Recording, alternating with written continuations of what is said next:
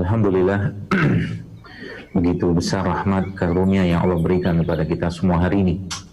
Begitu besar kasih sayang yang Allah berikan kepada kita semua hari ini. Kasih sayang terbesar mungkin ini adalah, atau mungkin pagi menjelang siang inilah kita masih diberikan kesempatan hidup oleh Allah. Dan hidupnya seorang muslim atau mukmin itu tidak lain tidak bukan dalam rangka menjalankan ketaatan dia kepada Allah Azza wa Jalla.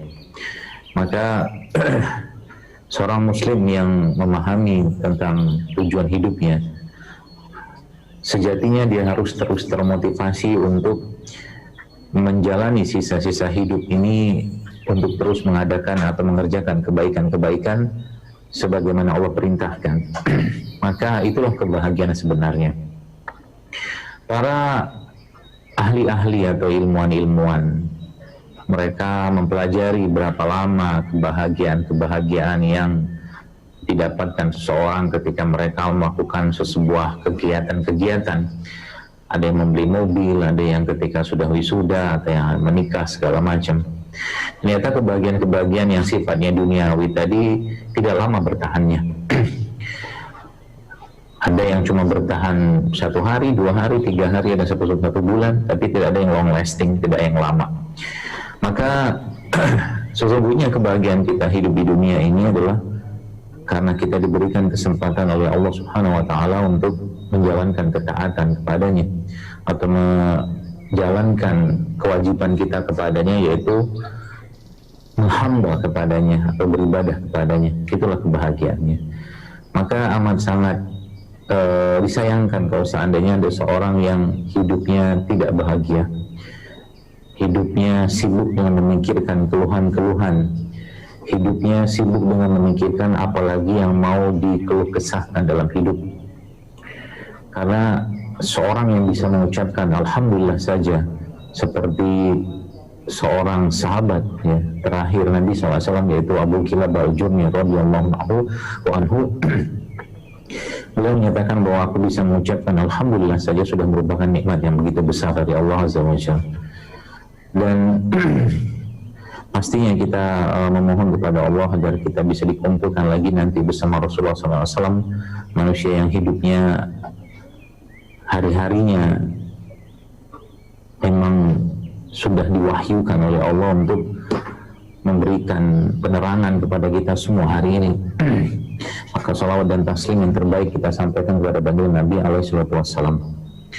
Teman-teman sekalian, jazakumullah khair atas undangan dari Mimbar TV, dan hari ini saya bisa berbagi, mudah-mudahan bermanfaat dan mudah-mudahan bisa diterapkan, mudah-mudahan insyaallah, karena ilmu itu cuma sekedar ilmu kalau tidak diamalkan.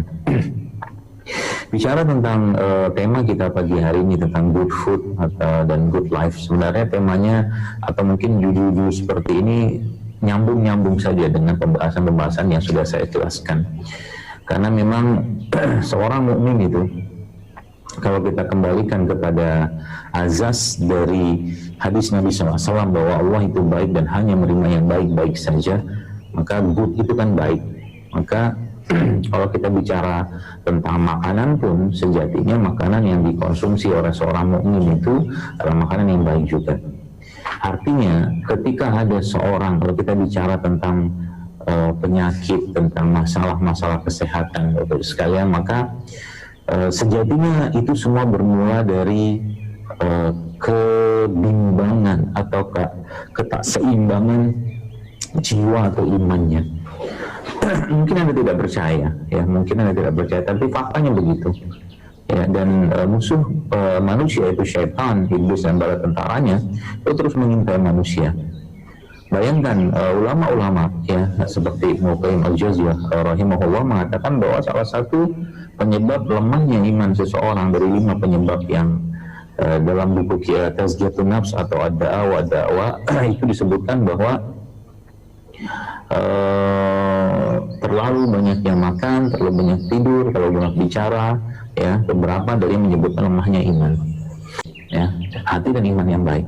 Jadi mungkin ada orang yang hobinya sukanya gitu marah gitu kan, kebenciannya, dendamnya begitu luar biasa, misalkan kayak begitu. Mungkin orang ini jarang bertemu dengan fakir miskin, mungkin orang ini jarang bersedekah, mungkin orang ini jarang menjenguk orang sakit, atau mungkin nggak pernah menjenguk orang sakit, atau mungkin orang ini nggak pernah atau sudah lama sekali tidak datang ke pemakaman atau mensolatkan jenazah. Jadi hatinya, ya, jiwanya atau imannya tidak terasah di situ. Ketika ini terjadi, Bapak sekalian, maka yang terjadi berikutnya adalah akan muncul perubahan perilaku. Jadi ketika jiwanya, imannya sudah bermasalah, nah kita bicara masalah baru kita bicara tentang makanan, gitu kan. Jadi ketika jiwanya, imannya, ya hatinya bermasalah, maka otomatis akan terjadi perubahan perilaku, ya.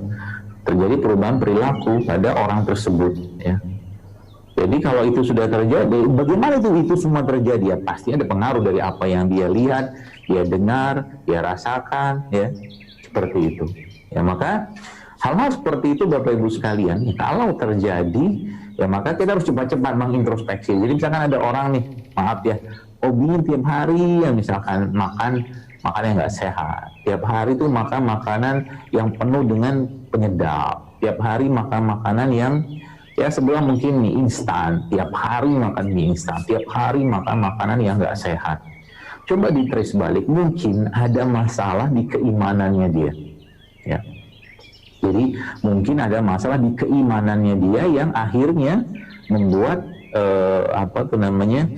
perubahan keinginan, karena stres, kecemasan secara fisiologis membuat seseorang itu menginginkan sesuatu atau memerlukan sesuatu sebagai penopangnya. Contoh begini, orang yang stres sekalian, orang yang terus cemas, terus galau, terus segala macam gitu-gitulah, maka otomatis orang tersebut membutuhkan kalori yang cepat, ya, kalau mungkin bahasanya itu fast instant energy, ya, fast instant, jadi energi dalam bentuk cepat yang bisa diserap, dan paling mudahnya ya semua produk-produk yang bentuknya manis, ya, seperti ya kayak gula pasir. Makanya orang-orang yang cenderung ya cemas, was-was, dia butuh terus tuh, ya.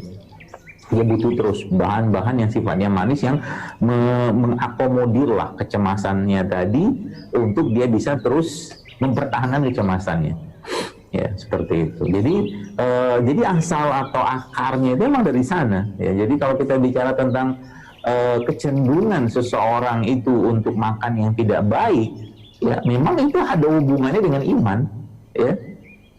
Kalau Anda baca dalam Al-Quran, Allah sudah jelaskan, makanlah, minumlah kalian, wakulu wasru wala tusrifu, jadi ayat itu belakangnya wala tattabi'u khutuwati syaitan, kata Allah, innahu lakum aduwwun mubin. Jadi Allah sudah jelaskan dalam Al-Quran bahwa dalam makanan yang dimakan seseorang itu, Bapak Ibu sekalian, itu ada iblisnya. Itu saya pernah posting di YouTube juga bersama Ustaz Budi Asari, dan beliau jelaskan tentang itu juga, ya, tentang bahwa ternyata subhanallah dalam makanan yang kita makan itu ada iblisnya.